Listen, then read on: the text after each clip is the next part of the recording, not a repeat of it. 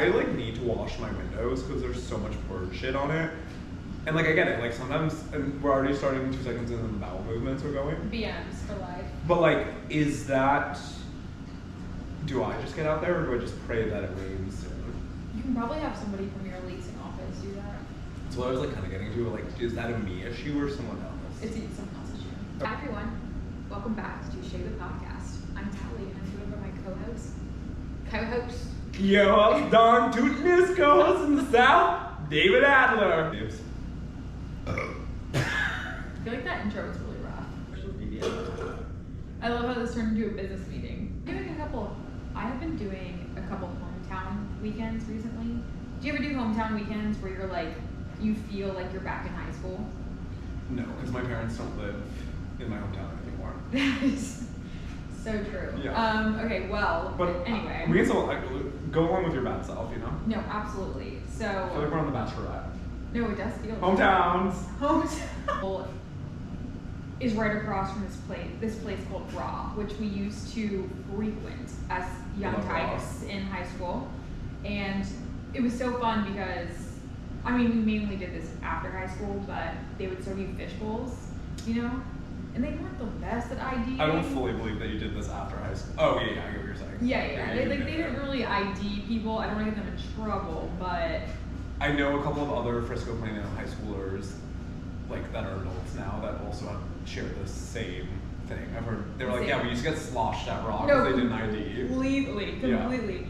Yeah. And they also, it's so funny because you know when you like remember a restaurant or like a memory from childhood and you go back and revisit it and you're like, this place has the best sushi in the entire world, and you get there. It was like so mediocre. It's so mid, the most mid-level sushi ever. I've actually been brought to Raw before with everyone hyping it up and being like, this was so fun, like this was our place we went to in high school, and then like, okay. The next night after Cafe Istanbul, I actually took all my friends to Raw. Yes. So we did like a pool party all day in P-Town, and then we go to Raw afterwards. And I was like, you guys, this is like my childhood. And we get to Raw, and I'm like, wait, this food kind of sucks. Did you get a fishbowl? What'd you get? We did not get a fishbowl. But what I was going to tell you is, so Friday night, we go to Cafe Istanbul. Yes. It's right across from Raw. It reminded me in high school, like, you won't relate to this because you're a boy, but my dad will, he might remember the story, he might not, he's gonna be disappointed nonetheless, but he didn't like when I like showed a lot of, he wanted me to kind of cover up when I was going out with my friends, you know, and so if I had like a strapless top or like something too like sketty strap vibes, he'd be like, I don't like that, like you need to put on more clothes, you know, classic. I'm sure a lot of girls that had dads who wanted them to cover up. So I did what most people do in true fashion one night, which is put on a shirt over the actual shirt that I wanted to wear. Oh, yes. So I am going out that night, and I'm going to meet all my friends at the one and only Raw. The one and only. And I parked in the parking garage, and my parents had already left for the evening. I had no idea where they went that night. My dad under the impression I'm wearing a kilt to, wait, what's a kilt? You're wearing a Scottish dancing, like, or Scottish Highlands. What word am I thinking of? You were wearing a kilt? Plaid was so in back then, David. I mean, what's the word that's something? Kilt's like cute in like a schoolgirl sort of way. I'm wearing what nun's outfit. What piece of clothing? Was that what you were trying to say? I was trying to say like I'm covered up. Okay, I got the vibes. I got the vibes. You can make a kilt slutty. For sure. So have you never seen Clueless? So true. I'm walking across the street to go to Raw, which again, we'll call back. It's right across from Cafe Istanbul. I'm walking past Cafe Istanbul. I look to my left. My dad and my mom are sitting on the balcony. I love this. And I've already taken off my cover-up shirt that I was wearing in front of my dad. And he looks directly at me. I look directly at him. There's a head shake of disapproval. Yeah. And then I duck into Raw. I love this. Does not make you want to be in high school again. It does not. It's funny. We can laugh about it now. For sure. I probably still have to cover up for my dad. Yeah. But I was telling my friends this when we had dinner at Cafe Istanbul, and I was like, you guys, this is really bringing back so many amazing memories. It's so funny. I'm gonna like slightly pivot, and then we can go back to you. Yeah. this reminds me of two things. One, how different boys and girls are. So like, I shared a similar changing story, but in a very different way. So in high school, I don't know if your high school was like this. I think a lot of high schoolers were like this. It was really in to dress at my high school schlubby. Do like a sweatpants and like a t-shirt and like flip-flops were like, you're cool. Like in a JanSport backpack. I went to high school in Northern California. So no, that sounds like so Zoe 101, like Northern California. 100%. I got my rainbows on, I got my sweatpants, and just like a random, like, there used to be this restaurant, it still exists, called Pizza My Heart, and you can get it in like different California towns. So like the Pizza My Heart, then like our town name. This was like, you were wearing this outfit at high school and you were the coolest. No, it sounds like it. Anyway, my parents were very anti me wearing flip-flops or sweatpants to school because they were like, you should dress up. Like, not dress up, but like you should just look good. Right. It's not appropriate. And I remember I used to get into fights with them all the time, and I'm like, everyone else is wearing flip-flops, like, why are you guys being so rude about this? Once I started driving, I would bring sweatpants, a t-shirt, and flip-flops into my car and then change.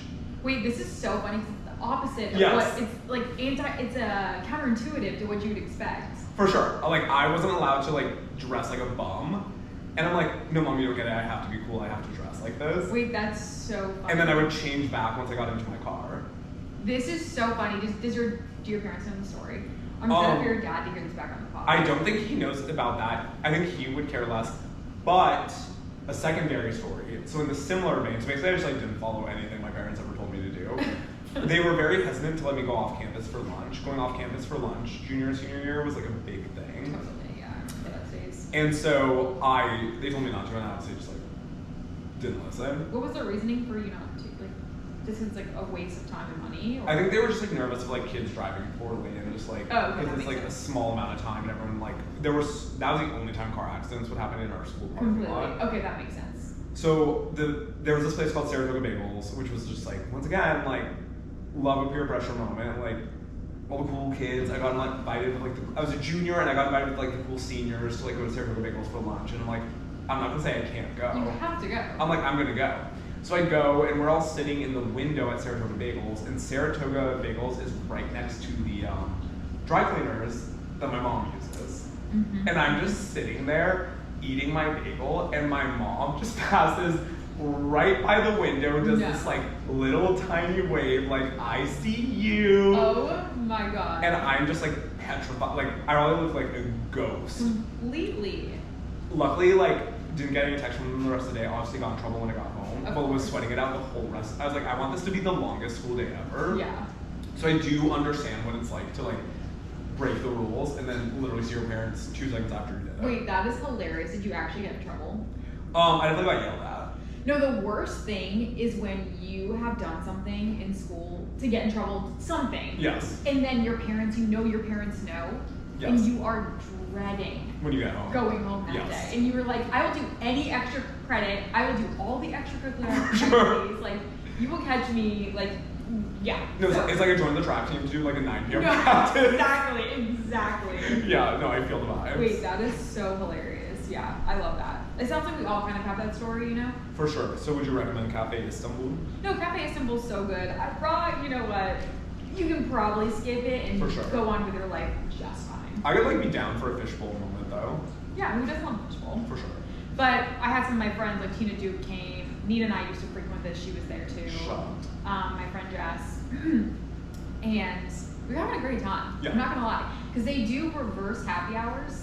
On Saturday nights, they do happy hours from 10 to 11 p.m. Oh my god, what? And we showed up to dinner at like 9:45. I love that. And so we sat down and we're like, okay, time for happy hour. I want Sushi Axiom to do that. That would be amazing. But they do all day Sunday happy hours, which is pretty cool. Wait, they do? Yeah. I did not know that. So just fake, and I'm literally the worst person ever. But I just like, I've been off my TV game, and I didn't finish season 1. Okay. Well, season 1 is the best season, so if you can't finish season 1, you will not like the rest of the season. It's not from a lack of me, like, not wanting to. It's just I haven't been sitting down watching TV recently. I get that. You're a busy boy. Okay, that's not. I'm not trying to like say that I'm busy. I'm just like using TikTok instead of Bridgerton. That makes sense. That makes sense. I get that. That's my vice right now. I just think that you need to see Jonathan Bailey in action. Oh, okay. Also, like, so you texted me after your binge with Tina, being like Jonathan Bailey's gay. And I'm like, Yes.